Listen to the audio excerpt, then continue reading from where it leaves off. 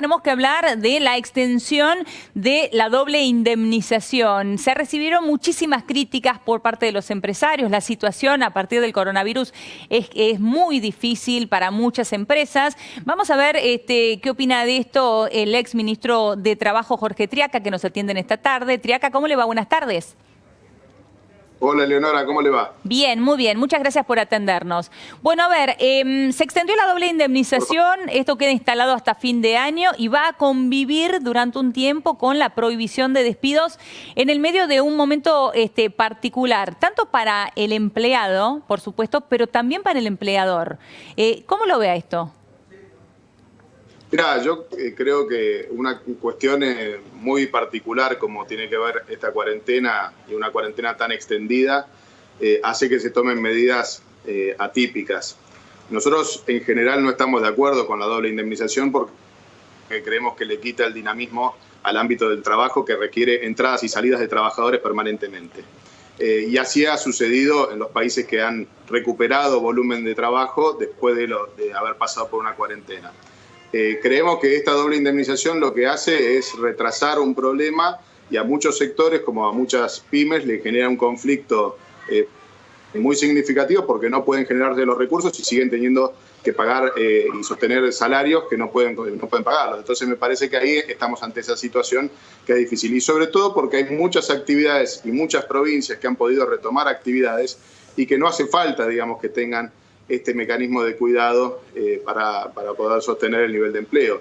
En la Argentina, 6.200.000 trabajadores en el sector privado viene siendo ese mismo número en los últimos 8 años. O sea, y me parece que nosotros tenemos que mirar de qué manera recuperamos un dinamismo que está perdido en ese ámbito y ni hablar si sumamos eso a los trabajadores en la informalidad, digamos, que son casi el 35% del conjunto de los trabajadores. Entonces, hay que trabajar fuertemente en buscar otros mecanismos que den mayor dinamismo al sector del empleo, apuntando también, Eleonora, a lo que viene a darnos también esta cuarentena, un enorme desafío en relación a las economías de plataformas, a todo lo que tiene que ver con el trabajo a distancia, todo lo que tiene que ver con las jornadas y horarios y analizar si hay alguna forma de poder combinar jornadas y horarios que tenga otros mecanismos.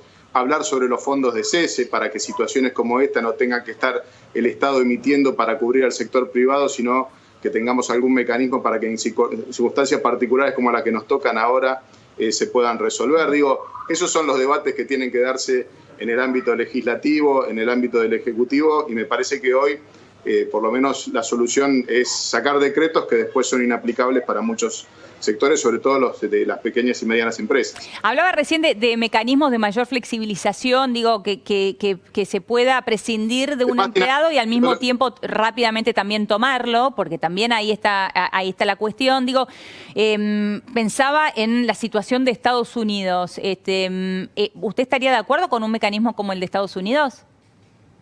Fíjese que en Estados Unidos tienen un seguro de desempleo mucho más abarcativo, más universal, que tiene mayores niveles de soluciones, que particularmente en el caso de la cuarentena le aseguró ingresos por encima de un piso salarial que tenía fijado la mayoría de los estados de Estados Unidos. Es decir que cuando uno se plantea tratar de asegurar empleo, también tiene que fijarse de qué mecanismo genera dinamismo en el empleo más que flexibilidad.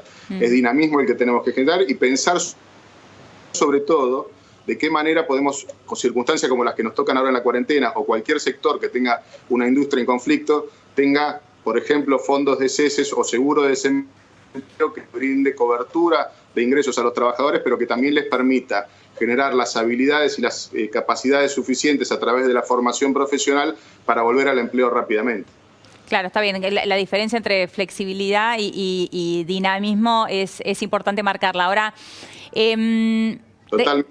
Depende mucho también de cómo se regula, claro. Leonora, porque uno puede hablar en relación de la flexibilidad y pensar que está quitando derechos a los trabajadores, y nuestra propuesta fue siempre cubrir los derechos de los trabajadores, tener certeza de esos derechos, pero de generar previsibilidad en los vínculos. Es muy importante que haya certeza en los vínculos. Si un empleador no sabe cuál va a ser el costo vinculado al trabajo a lo largo de la vida laboral y productiva de un trabajador, entonces eso hace que muchas veces se retraiga la contratación. Y acá aprovecho entonces para preguntarle también con respecto a esto, ¿no? Al anuncio que hizo el lunes el presidente de intervención y de expropiación de Vicentín. ¿Cómo lo vio usted? Mirá, Eleonora, yo creo que primero de todo hay que tratar de preservar la institucionalidad de la Argentina. Uno no puede, por la particularidad de esta pandemia y la cuarentena, abusar del marco institucional que corresponde. Y me parece que en la Argentina se han dado ejemplos concretos de cómo se puede trabajar con empresas que están en una situación crítica. Nuestra gestión lo ha hecho en el caso de Cresta Roja, lo ha hecho en el caso de Sancor, hemos trabajado en conjunto con ellos. Y me parece que acá se plantean algunos objetivos y no otros, por ejemplo, ¿no? Como pasa con el caso de Oca, que tiene un endeudamiento tan significativo con la AFIP, ¿no? Entonces me parece que ahí hay una mirada media sesgada y que no termina de ser claro el accionar por parte del gobierno. ¿Qué cree que hay detrás de esta decisión? Bueno, yo creo que hay una mirada ideológica, hay una mirada que está más vinculada con pensar que de esa manera uno puede condicionar sobre todo la generación de divisas, y me parece que primero de todo eso es falaz, porque ya el gobierno y el Ejecutivo tiene instrumentos para poder trabajar el mercado cambiario. Debería trabajar mucho más en dar previsibilidad y certezas, en respetar las reglas de juego, para que a partir de eso haya más inversiones, más capacidad de ahorro que produzcan esas inversiones y que tengan como consecuencia de mayor nivel de producción y de más empleo, que es el objetivo que seguramente el gobierno tiene, pero que en el cómo es tan importante como el qué queremos hacer, ¿no? ¿Usted cree que entonces el interés está mayormente puesto en un generador de divisas como puede ser una exportadora como Vicentín, que en los granos en particular, o el aceite en este caso? Bueno, yo creo que el sector agroexportador genera casi un tercio del total de las divisas que ingresan al país, y me parece que uno de los jugadores centrales, como era Vicentín, en esta circunstancia particular, con el ahogo financiero que tuvo, una empresa de 90 años, no es una empresa que le haya ido mal toda la vida, sino que en esta circunstancia particular, con tantas modificaciones en las expectativas de la situación de la Argentina, sufrió el estrés financiero y como consecuencia de eso tiene el impacto que ha tenido, ¿no? Bueno, es uno de todo el conglomerado, ¿no? Totalmente, por eso digo, y me parece que ahí cuando se habla sobre la empresa testigo, tener participación en la empresa testigo, me parece que el gobierno en el fondo tiene más pretensión de condicionamiento que otra cosa. Claro, bueno, más allá también del cuestionamiento que se tiene en este caso por el préstamo que le ha dado el Banco Nación a Vicentín. Por supuesto, pero justamente cuando uno mira las circunstancias y cómo fue el mercado de financiamiento para empresas de esta magnitud y este volumen, porque también hay que mirar cuál era el volumen de transacciones habituales de esa empresa. Digamos, era una empresa que podía pagar ese tipo de deuda y yo creo que era una empresa que en situaciones normales la podía pagar tranquilamente. Usted dice que entonces que el nivel, el tamaño del préstamo tiene que ver con las condiciones en las cuales trabajaba la empresa en ese momento.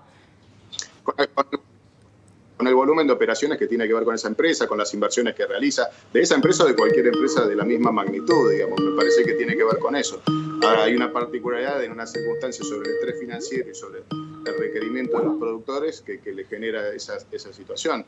Pero digo, más allá de eso lo deberá resolver el juez, digamos, de que está con el curso, no lo tiene que resolver el Ejecutivo.